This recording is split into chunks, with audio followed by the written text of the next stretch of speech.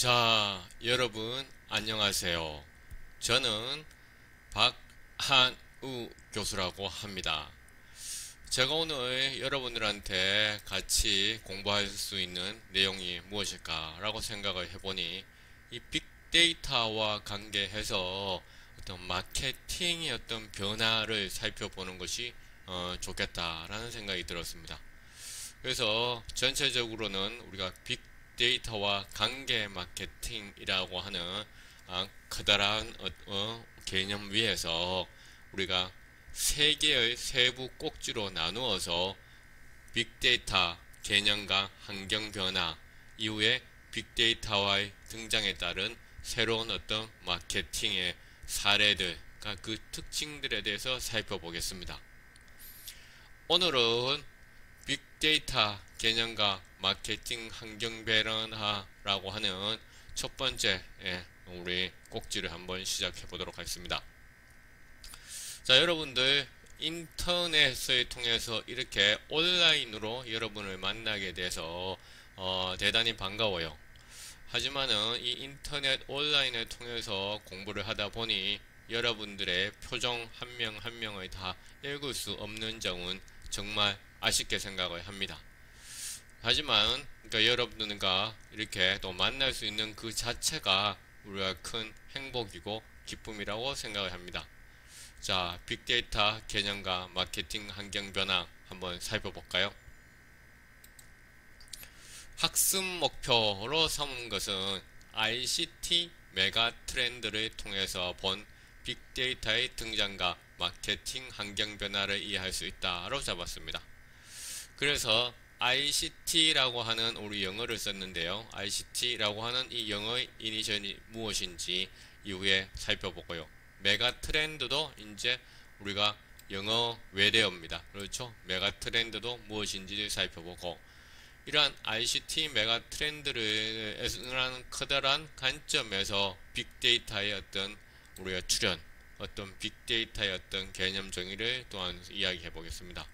아마 여러분들이 빅데이터에 대해서 이런저런 이야기를 들었겠지만은 또한 이 설명하는 또 선생님마다 조금씩 이제 그 방식이 차이가 나고 또 접근하는 방법이 조금은 차이가 날 수 있기 때문에 어떤 완결성을 위해 가지고 또 빅데이터에 대해서 또 한번 설명을 하고 지나가겠습니다. 그리고 이러한 것을 통해서 궁극적으로 우리의 어떤 새로운 환경 변화를 어떤 마케팅의 측면에서 살펴보겠다.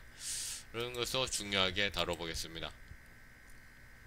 학습 내용 갈까요? ICT 메가 트렌드를 첫 번째로 해서 두 번째로 데이터의 단위와 규모를 이야기하고 세 번째로 빅데이터의 개념적 정의와 유형을 이야기하고 네 번째로 마케팅과 빅데이터의 역할에 대해서 한번 생각해보는 그런 시간을 갖도록 하겠습니다. 그래서 한 가지의 학습 목표와 네 가지의 그렇죠 학습 내용을 통해서 이번 우리 차시를 구성을 했습니다. 이해하시겠죠? 자, 이제 한번 달려볼까요? 자, ICT 메가 트렌드는 과연 무엇일까? ICT. 그럼 이 ICT라고 하는 이 영어 약자를 한번 이해를 해야 될 것 같네요. ICT라고 하는 것은 여기 지금 우리가 마치 그렇죠? 컴퓨터 모니터가 있고 그 다음에 옆에는 여러분들 스마트폰 같이 생긴 모양이 있습니다. 그렇죠? ICT는 ICTS를 붙여놨어요. 그래서 S가 붙으면 영어에서 뭐가 되죠? 바로 복수가 되는 거죠. 복수. 그냥 ICT는 어떻게 됩니까? 단수이고 ICT에다가 S가 붙어 있으면 복수가 됩니다. 자, 이렇게 복수가 될 수도 있고 ICT 그대로 사용할 수도 있습니다. 단수를 쓰는 사람들도 있고 복수를 선호하는 사람도 있어요. 그래서 I라고 하는 것은 인포메이션이 뭐죠? 바로 뭐죠? 정보라는 뜻이죠. 정보. 여기 한번 써볼까요? 정보라는 뜻이고요.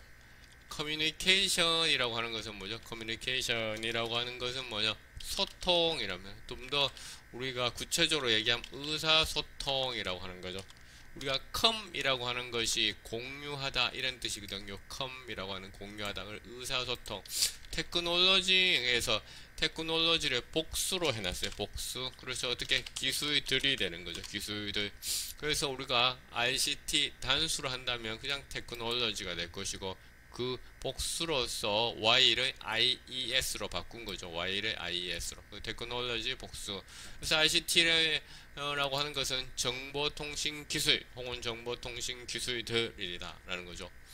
자, 메가트렌드라고 하는 것은 또 영어인데요. 자, 외래어처럼 쓰는 메가라는 뜻이고요. 그 다음에 트렌드 이렇게 되어 있죠. 메가트렌드.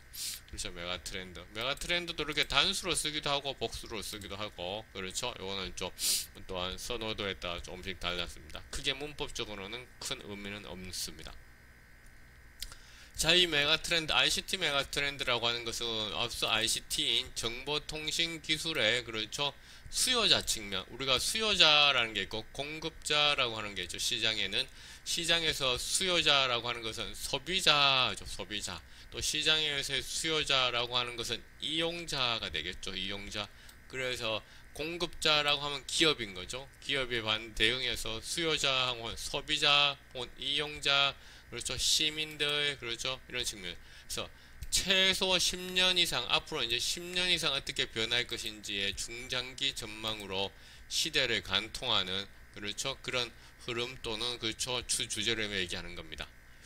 그래서 이렇게 중장기적으로 가장 영향력 있는 핵심 이슈라든가, 그렇죠, 트렌드, 핵심 이슈라든가 이 트렌드를 분석하여 마케팅 커뮤니케이션, 네, 어떤 대응 방향들을 도출하는 것이 중요하다라는 것을 얘기를 할 수 있어요. 그래서 이런 측면에서 마케팅 커뮤니케이션의 대응 방향을 도출하는 것이다 라는 거죠. 그래서 이런 측면에서 우리가 ICT 메가 트렌드를 이해를 하시면 됩니다. 자, 요 화면 내가 잠깐 보여주는 이유는 여러분들이 전체적으로 화면 구성이 어떻게 되는지 보고 다음 차시 나오는 것을 또한 여러분들한테 보여주기 위해서 그래서 잠깐 화면을 보여줬습니다. 자, 이제 ICT 메가 트렌드 개념을 이해하시겠죠? 그럼 이렇게 10년 이상의 중장기 전망으로 시대를 관통하는 흐름 및 추세를 본 것을 바탕으로 해서 우리 대한민국에서도 최근에 문재인 정부에서 ICT 메가 트렌드로서 무엇을 담았느냐? DNA 생태계를 강화하겠다. DNA라고 하는 것은 우리 몸에 있는 세포 얘기하는 것이 아니라요. D는 데이터를 이야기하는 거죠. 데이터는 어떻게 네트워크를 통해서 다녀야 되는 것이죠. A는 뭡니까? 인공지능이죠. 인공지능, Artificial Intelligence. 그래서 DNA 생태계를 강화하고 교육 인프라들을 디지털로 전환한다. 다시 말해서 이제는 코로나 때문에 특히나 여러분들이 온라인 원격 수업을 많이 하고 있지 않습니까?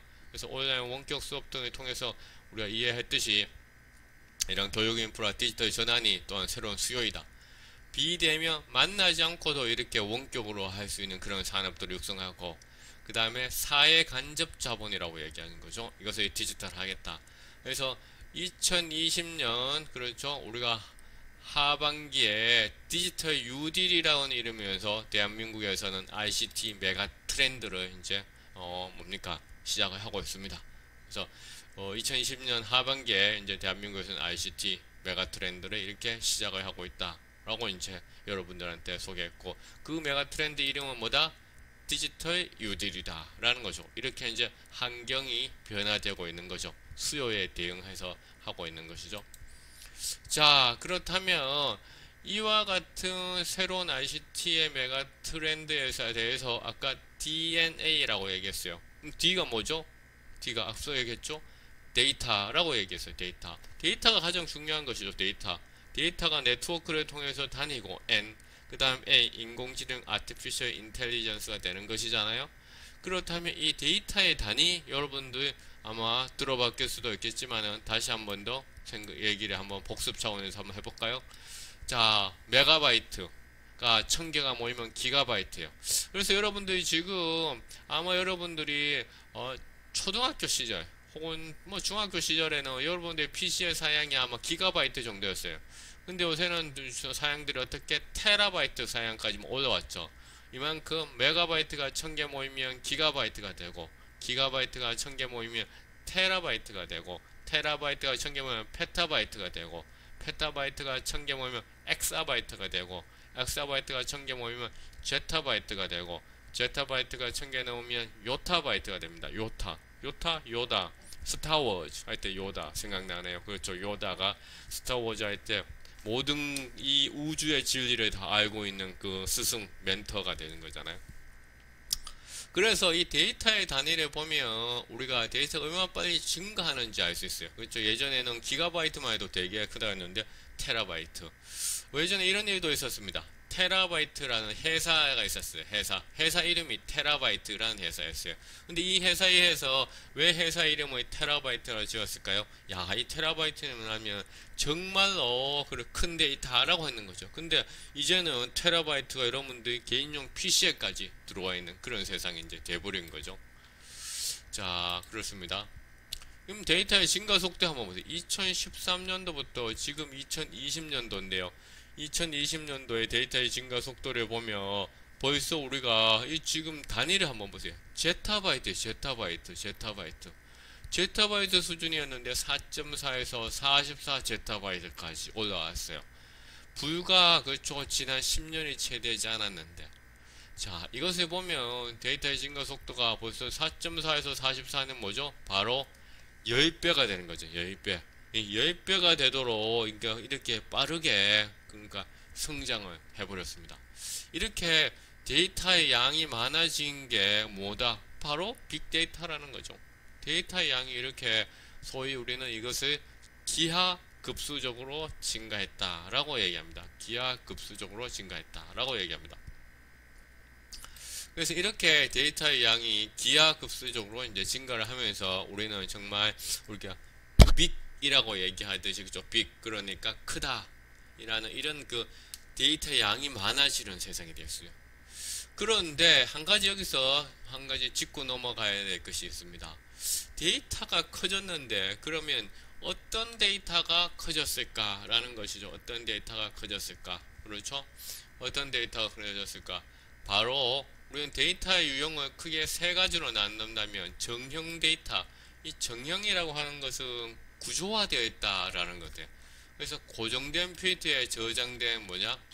구조화된 데이터다라는 거죠. 구조화된 데이터, 구조화된 데이터라고 하는 것은 우리가 대표적으로 주민등록번호 같은 거 이야기할 수 있어요. 주민등록번호 어떻습니까? 앞에는 여러분들이 태어난 연도가 나오죠. 그 다음에 태어난 월이 나오죠.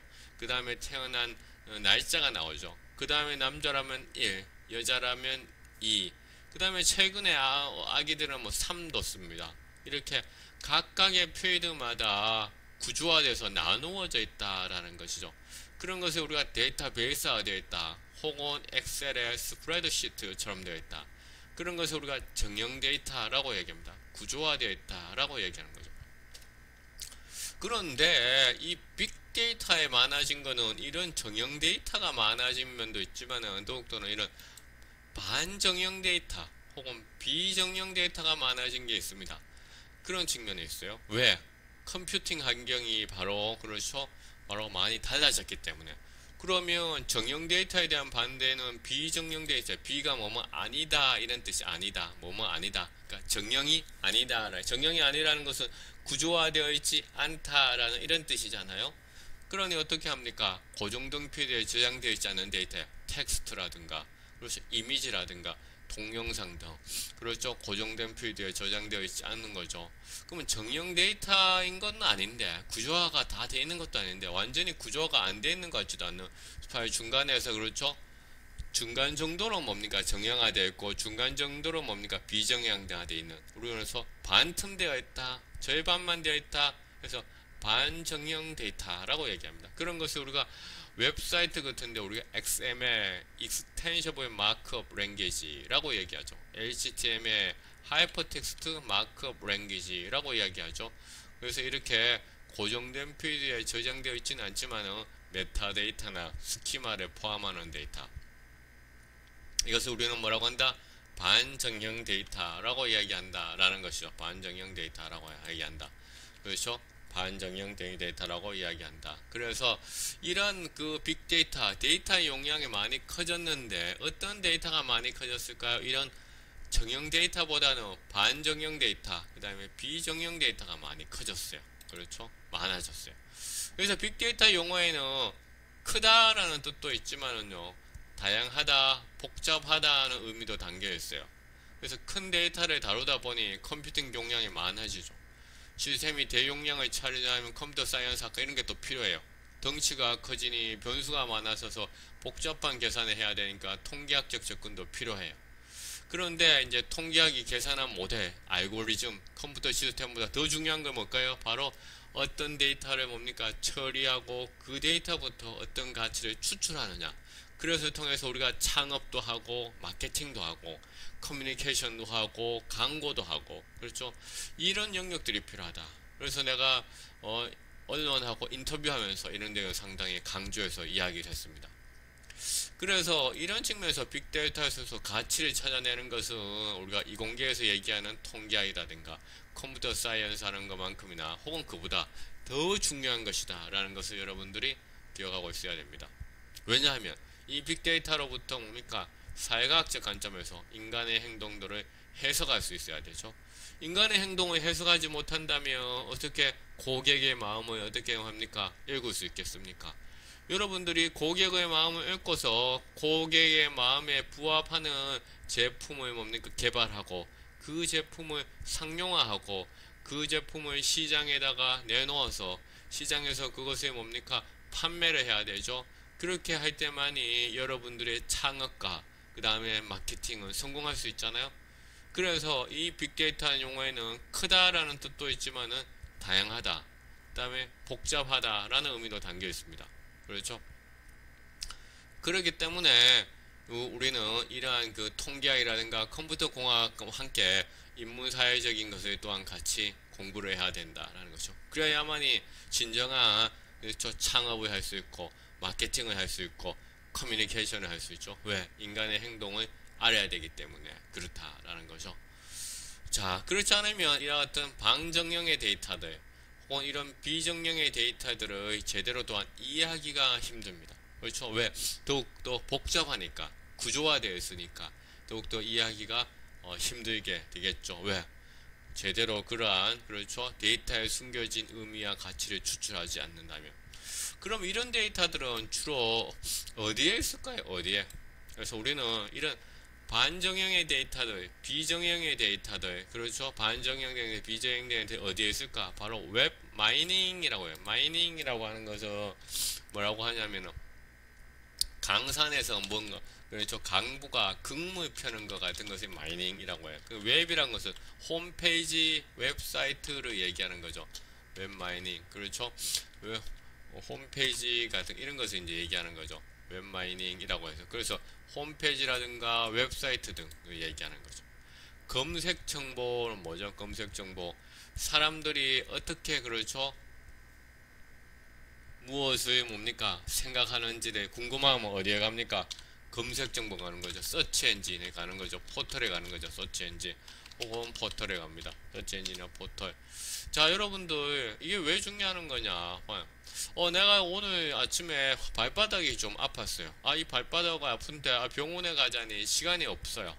시간이 없어 병원에 가자니. 그럼 어떻게 합니까? 내가 어디부터 갑니까? 바로 포털에 가죠. 포털에 가가지고 발바닥 통증 그냥 검색을 하죠.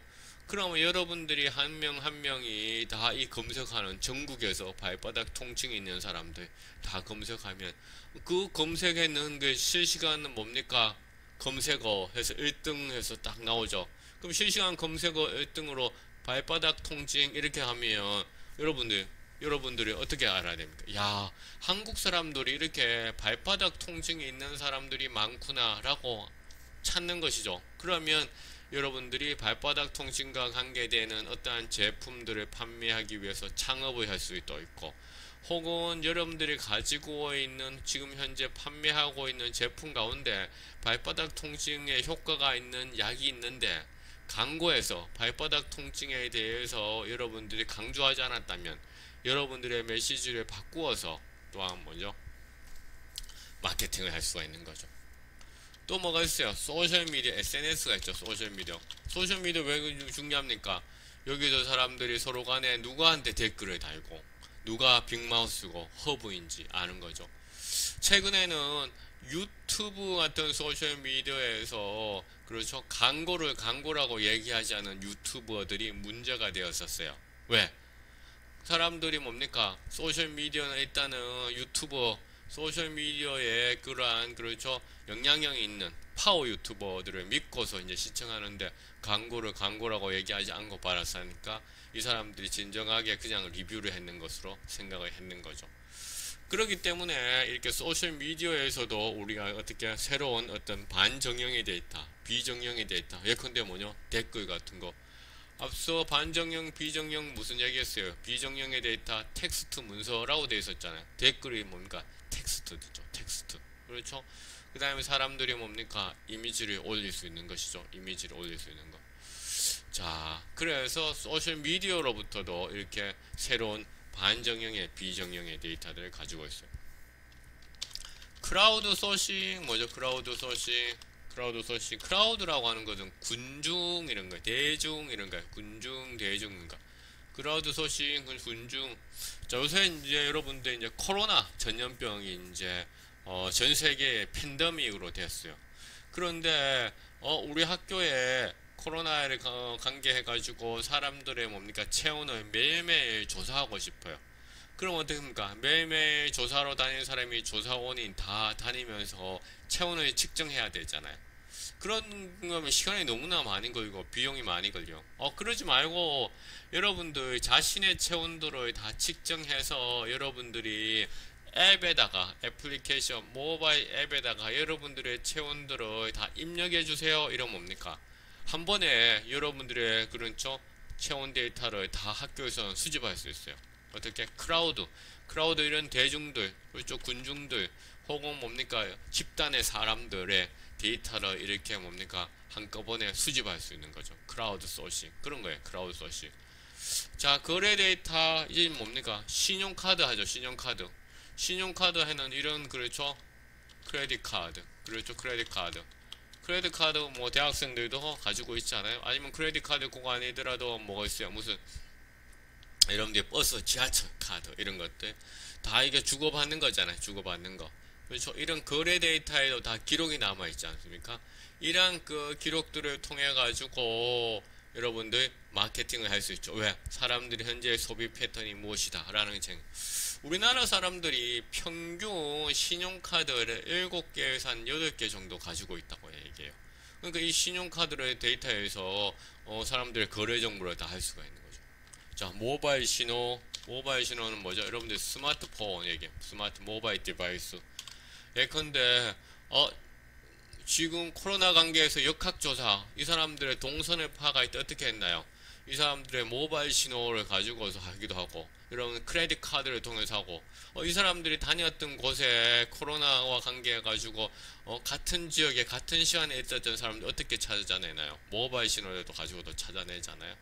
이렇게 빅데이터, 이 빅데이터는 저는 반정형, 비정형의 빅데이터죠. 반정형, 비정형의 빅데이터. 그런 것에 그래서 반정형,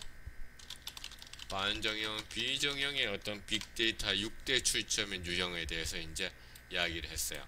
그렇죠. 6대 출처 및 유형. 그래서 각각의 특징들에 대해서도 이야기를 했습니다. 여러분들한테 이게 큰 공부가 될 거라고 생각을 합니다. 자, 그렇다면 마케팅이 결국 고객을 이해하고 설득해야 돼. 설득 뭡니까? 내 제품을 사라고, 내 제품을 구매해 달라고. 그렇죠. 설득하는 것이라면 결국은 고객을 이해하고 설득하는 것은 고객이 남긴 그렇죠 발자국들, 고객이 남긴 손자국들, 고객이 남긴 그렇죠 각종의 하나하나의 그렇죠 자취들을 찾아내야 되는 거잖아요. 그러면 결국은 그 자취들은 다 어디에 있어요? 방금 얘기했던 이 6가지 유형의 대부분 들어있는 것이죠. 그래서 빅데이터 6개의 주요 출처 및 유형이라고 이야기를 했어요. 자, 학습 정리 시간에 돌아왔어요. ICT 메가 트렌드에 따른 디지털 뉴딜, 그렇죠? 우리나라의 디지털 뉴딜이 ICT의 메가 트렌드라고 얘기했어요. 국내의 환경 변화를 이해하고 사회 변화의 지향점과 방향성을 파악하는. 그 사회시장점과 방향성이 뭐죠? 바로 DNA였죠. 데이터, 네트워크, 인공지능, 아티피셜 인텔리전스.